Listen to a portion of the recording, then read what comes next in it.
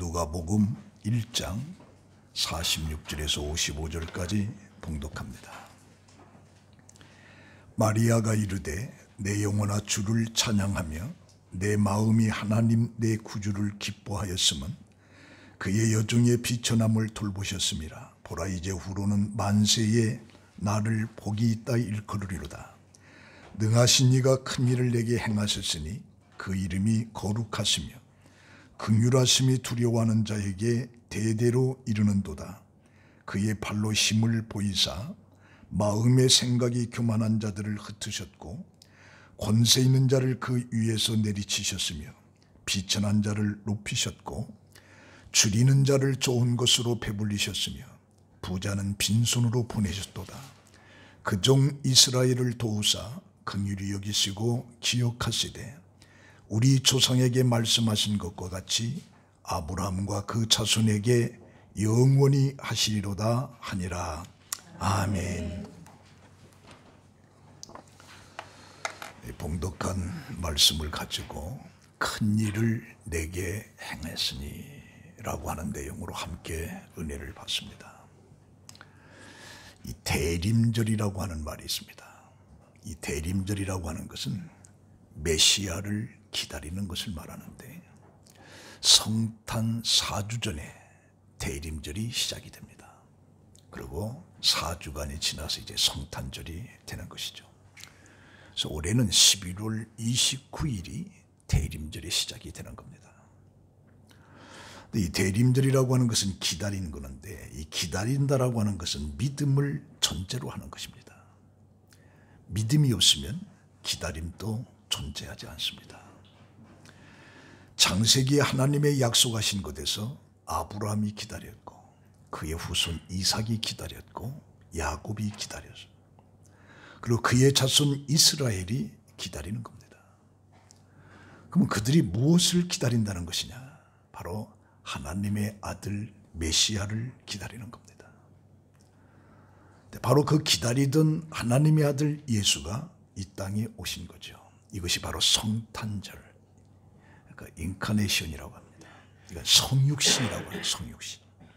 그러니까 거룩한 분이 인간의 몸, 육신의 몸으로 이 땅에 오셨다. 인카네이션이에요. 성육신이라고 말하는 겁니다. 그러면 왜 하나님이 오셨는가? 그것은 인간을 구원하기 위해서 오신 겁니다. 그러면 인간이 구원이 필요한 존재인가? 필요합니다. 왜냐하면 로마서 8장 23절에 죄의 삭은 사망이다. 죽음이라는 겁니다. 죄로 인해서 영원히 죽을 수밖에 없는 인간들이에요. 그렇다고 인간이 하나님께 필요하다고 말했는가? 아닙니다. 하나님 스스로 하신 겁니다. 왜? 하나님은 사랑이기 때문입니다. 그래서 요한복음 3장 16절에 하나님이 세상을 이처럼 사랑하사 독생자를 주셨으니 이는 그를 믿는 자마다 멸망하지 않고 영생을 얻게 하려 함이라. 로마서 5장 8절에 우리가 아직 죄인 되었을 때에 그리스도께서 우리를 위하여 죽으심으로 하나님께서 우리에 대한 자기의 사랑을 확정하셨느니라. 이것이 바로 성탄입니다. 즉 성탄은 우리를 하나님이 사랑하시기에 인간의 몸으로 오셔서 죄인인 우리를 위해 죽으심으로 구원을 주기 위해서 오신 것이죠. 이 일을 이루기 위해서 하나님께서는 한 여인을 선택하게 됩니다. 그것이 바로 마리아입니다. 마리아는 귀족이 아닙니다. 부유한 가정에서 태어난 것도 아닙니다. 왕의 자녀도 아닙니다. 그저 평범한 여인입니다. 그래서 48절에 보면 그의 여종의 비천함을 돌보셨습니다. 그저 지극히 평범한 한 여인을 선택해서 기다림의 메시아가 이 땅에 오게 되는 것이죠. 이것을 누가복음 저자 누가는 1장 속에 2장과 더불어서 자세하게 말씀을 해주고 있습니다. 사가랴라고 하는 제사장이 향단에서 분향을 할 때에 주의 사자가 나타나서 무서워하지 말라. 내 아내 엘리사벳이 내게 아들을 낳아줄 텐데 그 이름을 요한이라. 그는 주 앞에서 큰 자가 되며 포도주나 독주를 마시지 아니하며 모태로부터 성령 충만을 받아 이스라엘 자손을 하나님께로 돌아오게 할 것이라. 그러나 사가랴는 그 말을 믿지 못했습니다. 그래서 그 아이가 태어날 때까지 벙어리가 되고 맙니다. 그 후에 그의 아내 알리세벳이 잉태하고 5달 동안 숨어 있으면서 주께서 나를 돌보시는 날에 사람들 앞에서 부끄러움이 없게 하시려고 이렇게 행하심이라 하더라. 왜냐하면 나이 많을 때까지 엘리사벳은 아이를 낳지 못했어요. 아이를 낳지 못한 그 엘리사벳에게 잉태돼서 6개월이 된 것이죠. 그리고 6째 달에 가브리엘 천사가 나사렛이라고 하는 이 동네에 사는 마리아에게 나타나서 은혜를 받은 자여 평안할지어다. 주께서 너와 함께 하시도다. 이 주의 천사가 나타남에 의해서 마리아는 무서움 속에 있을 때에 무서워하지 말라. 내가 하나님께 은혜를 입었느니라. 보라, 내가 잉태하여 아들을 낳으리니 그 이름을 예수라 하라. 그가 큰 자가 되고 지극히 높으신 이의 아들이라. 주 하나님께서 그 조상 다윗의 왕위를 그에게 주시리니 영원히 야곱의 집으로 왕으로 다스릴 것이며 그 나라가 무궁하리라. 이 주의 천사의 말을 들은 그 순간에 마리아는 나는 남자를 모르는 여자입니다. 남자를 모르는 내가 어떻게 아이를 낳을 수가 있습니까? 그때 천사가 성령이 내게 임하시고 지극히 높으신 이의 능력이 너를 덮으시니 이름으로 나실 바 거룩한 이는 하나님의 아들이라 일컫는다. 그러면서 보라, 내 친족 엘리사벳이 늙어서도 아이를 배우느니라. 그는 본래 임신하지 못한다고 알려지니까 6달이 되었다. 대저 하나님의 모든 말씀은 능하심이 못함이 없다. 그러면서 마리아가 이르되 주여 당신의 여종이오니 말씀대로 내게 이루어지다 하며 천사가 떠나더라. 이 사건이 있는 다음에 친척인 그 엘리사벳을 마리아는 찾아가는 겁니다. 산골로 사가랴 집에 들어가서 엘리사벳에게 문안하니까 그때 엘리사벳이 마리아의 문안함을 들으면서 그 임신 중에 있는 그 아이가 복중에서 뛰노는 거죠. 그때 엘리사벳이 성령의 충만함을 받아서 큰 소리로 여자 중에 내가 복이 있도다. 내 주의 어머니가 내게 나오니 이 어찌 된 일인가. 보라, 내 문안하는 소리가 내 귀에 들릴 때에 아이가 내 복중에서 기쁨으로 뛰어놀았도다. 주께서 하신 말씀이 반드시 이루어지리라고 믿는 그 여자에게 복이 있도다. 이렇게 엘리사벳이 말하는 그 말을 받자 이제 찬송의 소리가 마리아에게서 나오는데 오늘 읽은 말씀이 바로 그 말씀이에요. 내가 복 있는 여자다라고 하는 그 소리를 듣고서 마리아가 노래를 부른 건데 바로 이 말씀이 교회사에 마리아의 찬가로 불려지는 유명한 대목입니다. 이것이 더 마가니 퍼켓이라고 합니다. 이것을 우리가 마리아의 찬가, 마리아의 송가 이렇게 말을 하는 거죠. 그러니까 마리아가 예수를 잉태하고 불렀던 기쁨의 노래인 겁니다. 마리아가 이르되 내 영혼이 주를 찬양하며 내 마음이 하나님 내 구주를 기뻐하였으면 그의 여종의 비천함을 돌보셨습니다. 보자, 이제 후로는 만세의 나를 복이 있다 일컬으려다. 능하신 이가 큰 일을 내게 행하셨으니 그 이름이 거룩하시며 긍휼하심이 두려워하는 자에게 대대에 이르르도다. 우리 조상에게 말씀하신 것 같이 아브람과 그 자손에게 영원히 하시리로다 라고 하는 마리아의 찬송. 이것이 오늘 우리가 읽은 말씀의 내용이 되고 있습니다. 자, 그런데 엘리사벳의 남편 사가랴는 믿지 못했으나 엘리사벳과 마리아는 믿었습니다. 엘리사벳은 마리아의 태중에 있는 아기를 보고 내 주라고 불렀어요. 엘리사벳이 내 주의 어머니라고 말했지만 이 엘리사벳의 주의 관심은 뭐냐? 마리아의 뱃속에 있는 어린 아기 예수에 대해서 내 주라고 찬양을 하고 있는 거죠. 다시 말하면 그 마리아 속에 있는 그 아이가 온 인류의 구원자 메시아로 본 겁니다. 그래서 엘리사벳은 복중에 있는 아기가 기뻐 뛰놀았다라고 하면서 세례 요한이 복중에서 뛰노는 것을 구원으로 본 거죠. 그리고 마리아도 겸손함으로 기쁨으로 노래를 부르고 있는 겁니다. 자, 그러면 하나님의 아들 메시아가 이 땅에 오신다라고 하는 것은 하나님의 약속입니다. 그 약속을 통해서 온 인류에 희망이 있었고 하나님의 아들 메시아가 이 땅에 오기를 기다리면서 이 세상은 역사가 진행되어 온 것입니다. 그리고 메시아가 이 땅에 오신다라고 하는 이 사실이 창세기에서부터 기록이 되어 있었습니다. 창세기 3장 15절에 내가 너로 여자와 원수가 되게 하고 내 후손 또 여자의 원수가 되게 하리니 여자의 후손은 내 머리를 상하게 할 것이요 너는 그의 발꿈치를 상하게 할 것이라. 여기에 여자의 후손, 이 세상에 여자의 후손은 하나도 없습니다. 그런데 오직 예수만. 왜?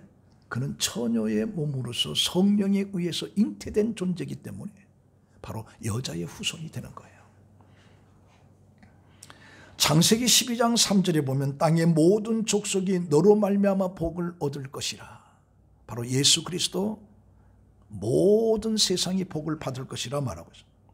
미가서 5장 2절에 베들레헴의 에브라다야 너는 유다 족속 중에 작을지라도 이스라엘을 다스릴 자가 내게서 내게로 나올 것이요 그의 근본은 상고의 영혼에 있느니라.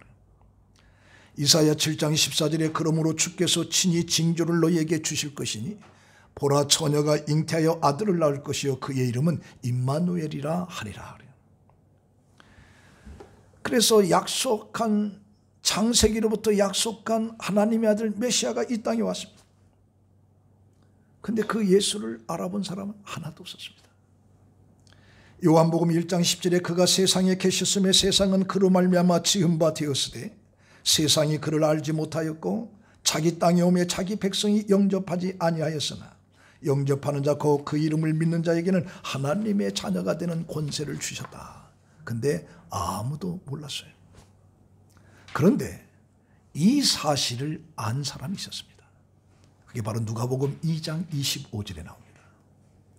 예루살렘에 시몬이라고 하는 사람이 있으니 이 사람은 의롭고 경건하여 이스라엘의 위로를 기다리는 자라. 성령이 그 위에 계시더라. 그가 주의 그리스도를 보기 전에는 죽지 아니하리라 하는 성령의 지시를 받았더니 성령의 감동으로 성전에 들어가며 마침 부모가 율법의 관례대로 행하고자 하여 아기 예수를 데리고 온지라. 시몬이 아기를 보는 순간에 그 아기를 안고 하나님을 찬송하면서 주제요 이제는 말씀하시는 대로 종을 평안히 놓아주시는도다. 내 눈이 주의 구원을 보았사오니 이는 만민 앞에 예비한 것이요 이방을 비추는 빛이요 주의 백성 이스라엘의 영광이니라. 시몬은 알았어요. 또 하나 아셀지파 바누의 딸 안나라고 하는 여선지자가 있었는데 나이가 매우 많았더라. 그가 결혼한 후 7해 동안 남편과 함께 살다가 과부가 되어 84세가 되었더라. 이 사람이 성전을 떠나지 않고 주야로 금식하며 기도함으로 섬기더니 마침 이때에 나타나서 하나님께 감사하고 예루살렘의 속량을 바라보는 모든 사람들에게 대해서 바로 이 아이가 메시아다라고 하는 이야기를 하게 되는 겁니다.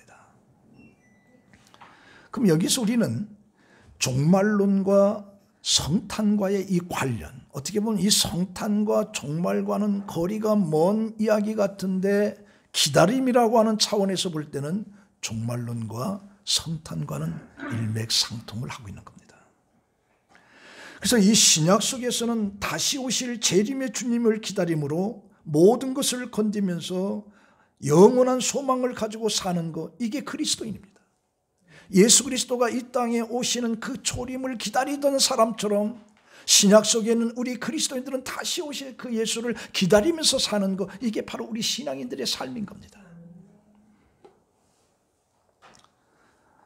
그러면 우리 그리스도인들은 기다리면서 사는데 누구를 기다린다는 거냐? 바로 예수 그리스도가 마지막 재림을 기다린다는 거죠.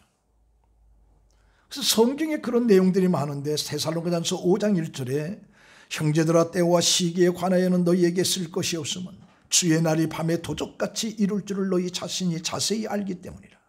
그들이 편안하다 안전하다 할 때에 임신한 여자에게 해산의 고통이 이른 것 같이 멸망이 갑자기 그들에게 이르니 결코 피하지 못하리라. 주의 날이요. 근데 생각지도 못할 때 주님 오신다는 얘기예요.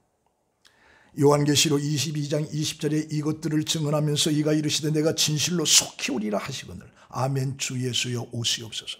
속히 오겠다.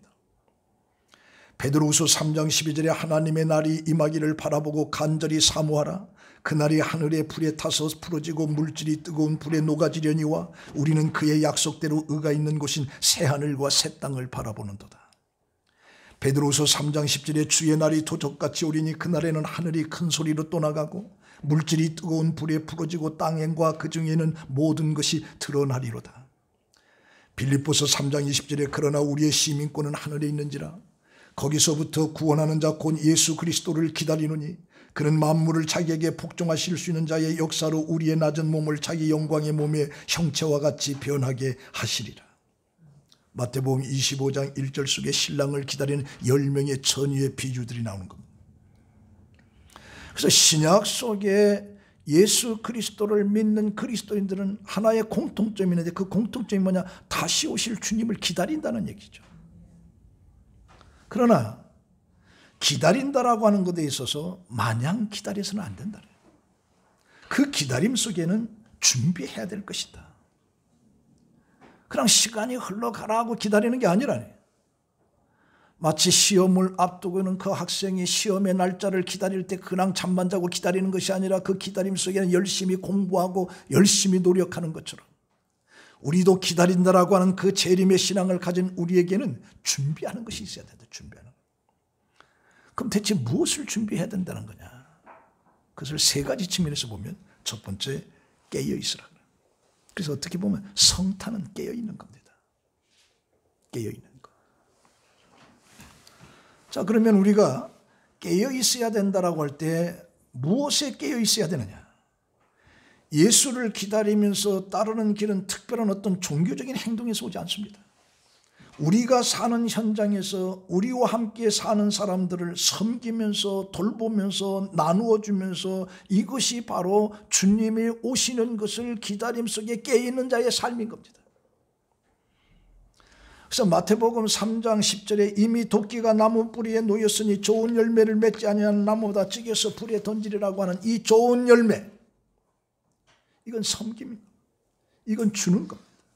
지금 내가 살아가는 삶을 섬기며 주면서 살아가는 이것이 바로 깨어있는 삶이라는 것이죠. 누가복음 3장 2절에 안나스와 가야바가 대제사장으로 있을 때 하나님의 말씀이 빈들에서 사가랴 아들 요한에게 임하겠습니다. 그래서 요한이 요단강 부근에서 죄사함을 받게 하기 위해서 세계 세례를 선포할 때 세례를 받으러 온 무수한 사람들이 올 때 이 요한이 독사의 자식들아 누가 임박한 진노를 피하라고 하더냐. 그러므로 회개에 합당한 열매를 맺고 속으로 아브라함이 너의 자손이라 말하지 말라. 내가 너희에게 이르노니 하나님이 능히 이 돌들로도 아브라함의 자손을 만들리라. 여기에서 열매, 회개에 합당한 열매를 맺으라는 거예요. 아브라함의 자손이라고 하는 것을 말하지 말라. 이 돌 가지고도 아브라함의 자손을 만들 수가 있다라고 하면서 회개의 열매를 요구하고 있는 회개의 열매라고 하는 것이 우리가 적극적으로 할 때 섬기고 나눠주고 베푸는 선을 행하는 이게 깨어있는 거예요.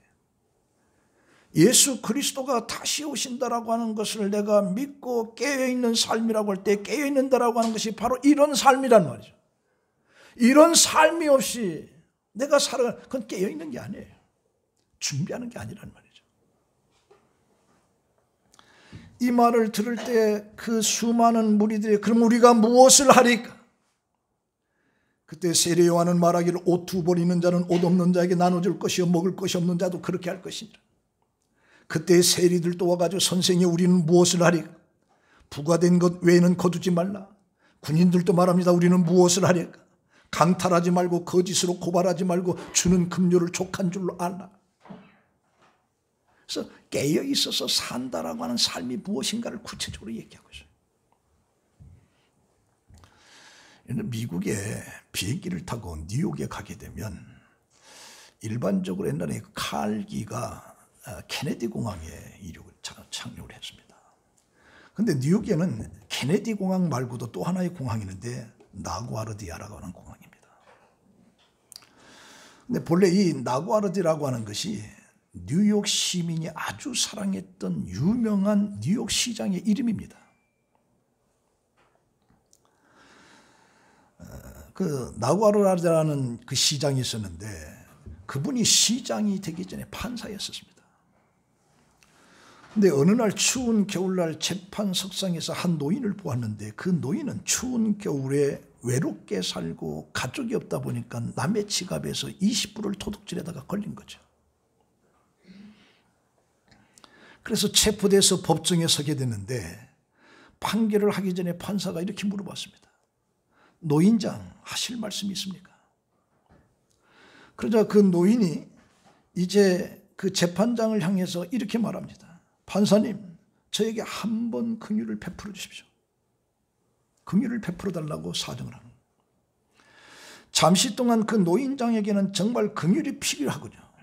그러면서 그 판사가 노인이 잘못한 그 20불에 관해서는 책임을 져야 됩니다. 그러나 내가 가지고 있는 건 10불밖에 없습니다.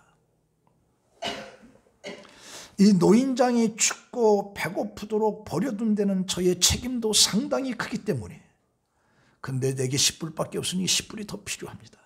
여기 법정에 계신 방청하시는 여러분, 우리 사회와 여러분 또 이 노인이 춥고 배고프도록 방황하도록 도둑질하도록 버려둔 데 대해서 우리는 공동적인 책임이 있습니다. 좀 자유롭게 자발적으로 헌금 좀 하십시오. 그래서 헌금방에 돌린 거죠. 그때 방청석에 있는 사람들이 돈을 내기 시작. 그래서 20불을 다 제하고 나머지는 그에게 돈을 준 거죠. 이 판결을 보고 뉴욕 시민들이 참 긍휼이 많은 판사다. 그래서 나구아르디아라고 이 긍휼이 많은 재판관이다. 그분이 바로 존경을 받는 뉴욕 시장이 되는 것이고 이 뉴욕 시장의 이름을 따서 바로 나구아르디아라고 하는 공항이 세워지게 되는 겁니다. 오늘 이 말씀 속에 50절과 54절 속에 긍휼이라고 하는 단어가 2번 나옵니다. 이 긍휼이라고 하는 이 단어가 어떻게 보면 성탄에서 가장 중요한 단어가 아닌가 생각하는 거예요. 하나님이 우리를 긍휼히 여기사 독생자를 이 땅에 보내주신 거예요. 그래서 성탄은 긍휼이라고 하는 단어와 밀접하다. 그래서 우리는 살아가면서 긍휼이라고 하는 것을 받아야 되고 또한 긍휼을 베푸는 삶을 사는 것. 이것이 바로 성탄인 것입니다. 이것이 바로 성탄. 또 하나는 복음을 증거하는 것. 성탄은 복음을 증거하는 겁니다. 2장 10절에 보니까 천사가 이르되 무서워하지 말라 내가 큰 기쁨의 좋은 소식을 전하노라. 들의 양떼를 치는 목자들에게 천사가 나타나서 아기 예수가 이 땅에 태어났다라고 하는 것을 알려주는 거죠.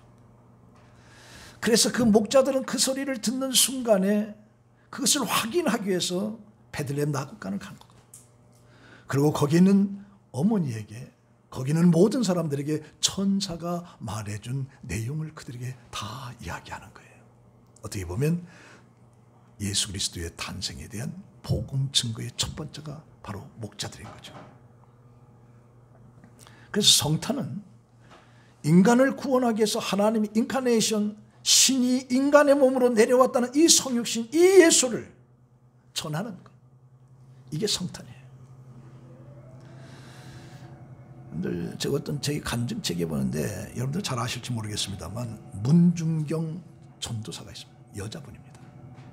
제가 그 우리나라의 신앙생활하는 사람 전부 다 이 문중경 선교사의 글을 읽고서 감동을 다 받은 것이죠. 그는 순종과 헌신과 겸손의 여종으로서의 증도, 신안 앞바다의 증도입니다. 증도의 복음한 하나님의 여종이고, 그리고 이 증도는 신안군 목포 앞바다의 조그마한 섬인데 90% 이상이 다 예수를 믿는 거예요. 이 섬에는. 이 섬에는 담배 피는 사람이 하나도 없습니다. 그만큼 복음화가 이루어진 거예요. 그 문선교사가 17살 때에 증도로 시집을 왔는데 와서 보니까 남편이 다른 사람과 살고 있는 거예요. 그리고 자신을 돌보지 않습니다. 근데 그 집에 시집이 와서 20년 동안 몸이 부서져라고 시부모님 모시고 일을 하면서 집을 꾸려나갔어요. 남편은 다른 여자하고 사는 거죠. 근데 시부모가 돌아가신 후에 이제 살 길을 찾아서 이 문선교사가 목포로 나왔는데 거기서 한 여성이 길거리에서 방황하고 있는 이 문선교사에게 복음을 전하는 겁니다. 이 복음을 전하는 이것이 얼마나 중요한가를 우리가 알아야 돼요. 이 절망에 찬 한 여인이 예수를 믿고 운명이 바꿔진 겁니다. 너무나 큰 은혜와 사랑을 체험한 거예요. 지금까지 단 한 번도 참된 사랑을 느껴보지 못했던, 체험하지 못했던 그에게 예수가 사랑한다라고 하는 이 놀라운 사실을 체험한 거예요. 그러면서 그가 이런 고백을 합니다.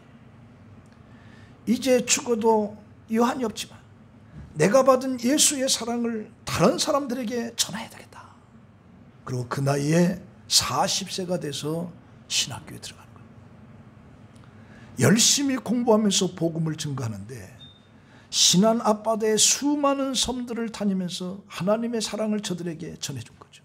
그래서 그 별명이 대리거지라고 하는. 왜 그러냐?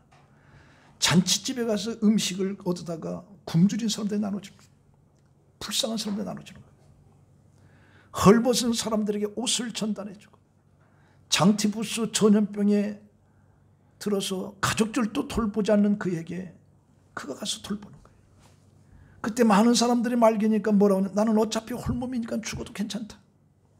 그래서 환자를 돌보고 장례식을 치러준 그런 사랑의 여정이 바로 문정수 선교사였습니다.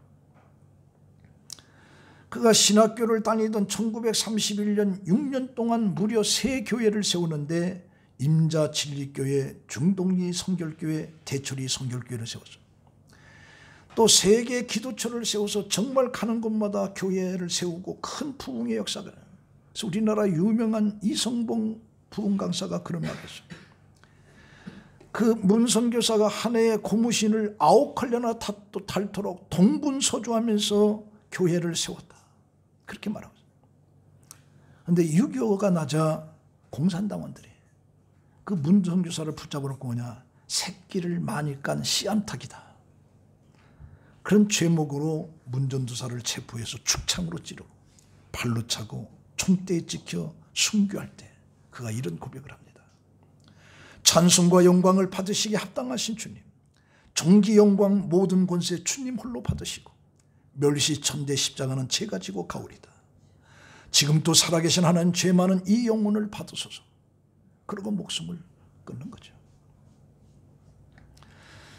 이 문전도사의 영향력으로 말미암아 이 중도섬 90%가 예수를 믿게 됐고 신앙군 전체로 퍼져나가면서 14개면에 104개의 섬 가운데 100개의 교회가 세워진 거예요. 이분의 전도를 통해서 한국에 훌륭한 지도자들이 많이 나왔는데 대학선교회 김정근 목사, CCC가 거기 출신입니다. 성결교회 대부라고 하는 이만신 목사도 거기 출신. 그러고 이제 한신대 총장을 역임해선 고재신 박사와 한국교회 치유상담을 맡고 있는 정태기 목사, 법관, 기업가들 100명이 넘는 수많은 인물들이 그 섬들에서 다 나왔어요. 이런 것을 보면서 이 복음 전도라고 하는 것은 재림을 준비한 신앙 자세예요. 그래서 우리가 성탄이라고 하는 것을 통해서 우리는 이 복음을 증거할 수 있는 그런 신앙인이 돼요. 이게 성탄을 아는 거예요. 성탄을 아는 사람은 복음을 전해. 하나님의 아들 예수 그리스도가 이 땅에 우리를 구원하기 위해서 오셨다라고 하는 이 사실을 전하는 거예요. 성탄. 마지막으로 성탄은 하늘나라에 소망을 두는 겁니다. 성탄은 소망을 하늘나라에 두는 거예요. 우리는 이 땅에서 살지만 장차 새 하늘과 새 땅에 있는 하나님의 나라에 가서 살 영생의 존재인 거죠. 우리가 예수를 믿는다고 하면서도 이 땅에다만 소망을 두면, 그리고 부활이라든가 부활신앙이 없는 사람은 이건 진정한 그리스도인이 될 수가 없어요. 이건 하나님 믿는 사람이 아닙니다. 그래서 골로새서 3장 1절에 그러므로 너희가 그리스도와 함께 다시 살리심을 받았으면 위의 것을 생각하라. 위의 것을 찾으라. 거기는 그리스도께서 하나님 우편에 앉아 계시니라. 위의 것을 생각하고 땅의 것을 생각하지 말라. 이는 너희가 죽었고 너희 생명이 그리스도와 함께 하나님 안에 감추어졌느니라. 우리 생명이신 그리스도께서 나타나실 그때에 너희도 그와 함께 영광 중에 나타나리라. 빌립보서 3장 20절에 우리의 시민권은 하늘에 있는지라. 우리의 시민권은 하늘에 있다. 빌립보서 3장 12절에 내가 이미 얻었다함도 아니 온전히 이루었다함도 아니라 오직 내가 그리스도 예수께 잡힌바된 그것을 잡으려고 달려가노라. 형제들아 나는 아직 내가 잡은 줄로 여기지 아니하고 오직 한 일 즉 뒤에 있는 것을 잊어버리고 앞에 있는 것을 잡으려고 표대를 향하여서 그리스도 예수 안에서 하나님이 위에서 부르신 부름의 상을 위해서 달려가노라. 이게 바울의 고백이에요. 그래서 성탄은 하늘나라에 소망을 두는 거예요. 하늘나라에. 그 세계 2차 대전에 그 유대인들이 그 6월절에 꼭 등장하는 노래 한 곡이 있습니다. 그것은 아니마민이라고 하는 노래입니다. 시브리어로 아니마민이라고 하는 너는 믿는다. 나는 믿는다. 그런 뜻이에요. 이 노래가 작곡된 것은 놀랍게도 공포의 아우슈비츠 수용소입니다. 이 곡을 만든 사람도 그곳에 감금된 불행한 유대인이었습니다. 이 노래가 이렇게 시작합니다. 우리는 구세주가 오리라는 걸 믿고 있습니다. 그러나 조금 늦게 오십니다. 이게 아니마민이라. 그러니까 죽음의 감옥에서 예수 그리스도의 오신다라고 하는 그 기다림을 가지고 그는 삶을 지탱하면서 희망을 가지고 그들은 감옥에서 살아갔던 거죠. 이 성탄은 그와 같은 거예요. 우리 사도행전 1장 11절에 예수님께서 부활하시고 40일 후에 이제 하늘로 승천하십니다. 승천하시는 그 장면을 갈릴리 사람들이 쳐다봅니다. 그때 갈릴리 사람들은 어찌하여 서서 하늘을 쳐다보느냐? 너희 가운데서 하늘로 올려지신 이 예수는 하늘로 가심을 본 그대로 오시리라. 다시 오신다라고 하는 재림의 신앙을 가지고 살아가는 것, 이게 바로 성탄이에요.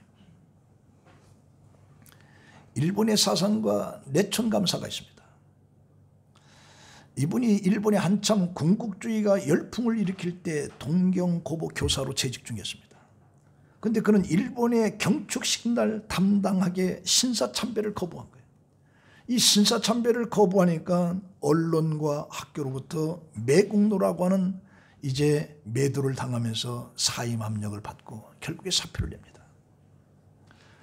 그러고 나서 미국으로 건너가서 맨하탄에 초라하게 음식점을 하나 차려놓고 거기서 살아가는데 그때 기자가 와서 묻습니다. 왜 이 초라함을 자초했습니까? 그때 내촌감사가 이렇게 대답합니다. 나는 명예를 원치 않습니다. 나는 어렸을 때 교회에서 장차 예수님은 세상에 심판하시기 위해서 재림하신다는 것을 배웠습니다. 나는 지금도 그것을 믿습니다. 나는 주님이 재심하는 날에 떳떳한 마음으로 주님을 맞이할 것이니 이것이 바로 그의 신앙 중심이에요. 이게 바로 재림신앙이에요. 그래서 우리는 다시 오실 주님을 고대하고 희망하면서 사는 거죠. 이런 자가 이 세상에 얽매이지 않고 이 세상에서 신앙생활을 제대로 할 수 있는 거예요. 자, 오늘 이 말씀과 결론 맺습니다. 여기 마리아가 큰 일을 행하신다라고 하는 이 말은 그 여인을 통해서 하나님의 뜻을 이루신다는 얘기죠. 그런데 이것이 어쩌면 오늘 우리들에게도 나를 통해서 큰 일을 이루신다라고 하는 뜻이 담겨져 있습니다. 근데 이상한 것은 하나님의 모든 자격을 갖춘 사람들을 통해서 항상 하나님께서는 부족한 사람을 통해서 큰 일을 하고 있었다. 예수님의 12제자는 내놓을 것이 하나도 없는 사람들입니다. 그런데 그 12제자를 통해서 하나님의 큰 일을 행하고 있는 겁니다. 하나님의 일꾼들이 갖춰야 할 자격이 있다라고 하면 마리아가 자신을 비천한 사람 고백한 것처럼 나는 아무것도 아닙니다. 나는 부족한 사람입니다. 나는 비천한 사람입니다. 이런 고백, 이런 고백을 한 사람을 통해서 하나님 지금도 큰 일을 하고 있다는 게, 우리 마리아처럼 나는 비천한 사람입니다. 나는 배운 게 없습니다. 나는 가진 것이 없습니다. 나는 말할 줄 모릅니다. 이런 부족함 속에 하나님은 찾아오셔서 큰 일을 행하신다라고 하는 이 놀라운 사실을 놓고 이번 성탄을 통해서 여러분들의 삶 속에 나는 부족한 사람입니다. 부족한 여러분들을 통해서 하나님께서 큰 일을, 큰 뜻을 이루는데 사용되어지는 여러분들의 삶이 되기를 예수의 이름으로 축원합니다. 아멘. 기도하겠습니다. 하나님, 큰 일을 내게 행하셨으니 마리아는 그저 평범한 비천한 여인이었습니다. 이런 여인을 선택해서 하나님은 큰 일을 이루셨다고 말씀하고 있습니다. 그렇다면 오늘 우리들은 내세울 것이 하나도 없습니다. 부족합니다. 연약합니다. 그러나 내 삶을 통해서 하나님의 큰 일이 이루어지는 놀라운 역사가 우리들의 삶 속에 일어나게 하여 주시옵소서. 예수님의 이름으로 기도합니다. 아멘.